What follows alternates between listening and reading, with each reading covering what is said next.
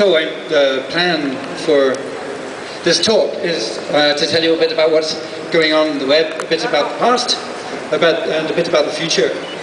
So,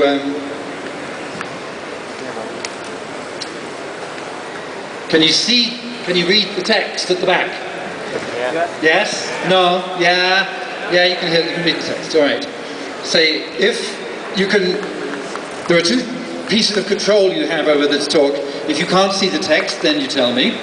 If I speak too fast, then you tell me. And if you see that there are signs, and where's the translator? Is it somebody who's translating? Who's listening using the simultaneous translation? Put your hand up if you're listening using the translation. I don't see anybody. There's no simultaneous. There's no simultaneous. Okay, I thought there was. Okay, okay, I don't have to worry about that. So I'm going to talk about the beginnings of the web bit. I'm going to talk about a little bit about new HTML5 features, because a lot of you are developing stuff for the web. I'm going to talk about linked open data, which is something I'm excited about. But first, I'm going to start off before the web. Now, with the age of most of you, the lack of age of most of you, you're so young, you probably don't remember what it was like before the web. If somebody says click or web page, you have that idea in your head. But back in 1989, if you were born, then if you're old enough, you remember that people didn't have that idea. So it was very difficult to explain what the web would be like. Now, what was neat, as I was working in mid-Geneva, there in the background is the Mont Blanc, the big mountain of the Alps, and this is the accelerator. Now there's the Large Hadron Collider. They had a previous one there, this big tunnel underneath. Well, there is. Perdón por la interrupción. Tenemos traducción simultánea y tenemos cascos ahí detrás. Y yo no sé si todos lo sabíais. Entonces, lo siento, pero creo que merece la pena la interrupción para el que no controle demasiado inglés pueda enterarse de la charla. O sea, nada más 3 Pues damos, bueno, no vamos a interrumpirlo, sigo hablando, pero el que tenga interés tiene cascos ahí detrás. Perdón. Okay, so you can go and get. Right, I'll keep talking. I won't say anything important until you all come back. So this is a big accelerator, okay? It's in a tunnel underneath the countryside. In fact, that piece is Switzerland. At the top is Switzerland, at the bottom is France, and so all the particles cross the border very, very often as they zoom round, and the things that people build there are these huge pieces of equipment. And these are built by many, many people coming from many, many universities, and they all come together. Each university builds a different piece, and they all have to fit together. So they really need to communicate. They really need an information system. I was working there, I really needed a good information system. They had lots and lots of different information systems, different networks, different computers. When you connected from your computer to another computer, you'd have to learn how to use that information system to get its information. And then you'd have to write it down on the piece of paper, and then you go and find some more information from a different computer about a different piece of the system. So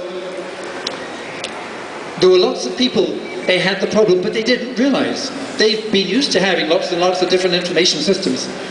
So they didn't realize that they had a problem. So the great thing about CERN, though, is that they had lots of creativity, and also they all had computers. These physicists, they had computers on their desks. They were a perfect place for starting the World Wide Web. In fact, my first time at CERN, I was just a contractor, software engineer. I went for 6 months in 1980, and I wrote this program. This is actually, it's called Links. When you looked at this, you see it's all in characters. It runs on an old-fashioned terminal, and the links are numbered, and so to follow the link 4, you type in 4, return. And that was, so I was thinking back then about the idea of links. But I thought that really the most important thing Vino una chava de las que estaban abiertas. was that the web should work with everything, that it should be universal. Well, in 1989, I made a memo saying this is important, and there was a proposal. You can see what's interesting about, there are two things interesting about this. One is the original, this was the cover picture on the cover of the memorandum when I originally proposed the World Wide Web. So it's historically interesting. But, and in fact then I called it Mesh. I said this proposal is for a system called Mesh. Later I thought maybe Mesh sounds too like mess, and we'd make one great big mess. So I called it the World Wide Web instead. And you can see that this here, I've got lots of relationships between. Now I say this document describes this imaginary system which unifies all these different systems. And the other thing about this is the diagram itself is very semantic web-like. This is like the web of data. It's like the web of things, connected to other things. So even though it was a proposal for the World Wide Web and a proposal for a web of documents, it's an example of something looking very like the semantic web, the web of data that came later. So the design I did in 1990, it was tricky because nobody at CERN could really give me the money to go and do it, but they gave me the time to do it when I wasn't sort of on the side. I was allowed to just program it. I got one of those Next computers, which were very exciting at the time, and I designed the URLs, you might call them. I called them UDIs, now we normally call them URIs, but these things that start with HTTP. I wrote the HTTP protocol, specification, designed HTML, and the rest, well, you know, it's the web, it took off from then. It was actually very difficult to persuade people, well, here's the first architecture diagram, and the important thing here is this universality, is that anybody can have a server, all different types of server down here, and anybody can have with any computer, can connect to any server. So this big red arrow in the middle is a set of standards that all the servers talk, HTTP, HTML, the addressing scheme, URIs, those are the standards which bind the things, all the things on the bottom to all the things on the top. That is a really important thing about the World Wide Web. And as we develop the World Wide Web, it's really important to keep that those things. Keep it universal.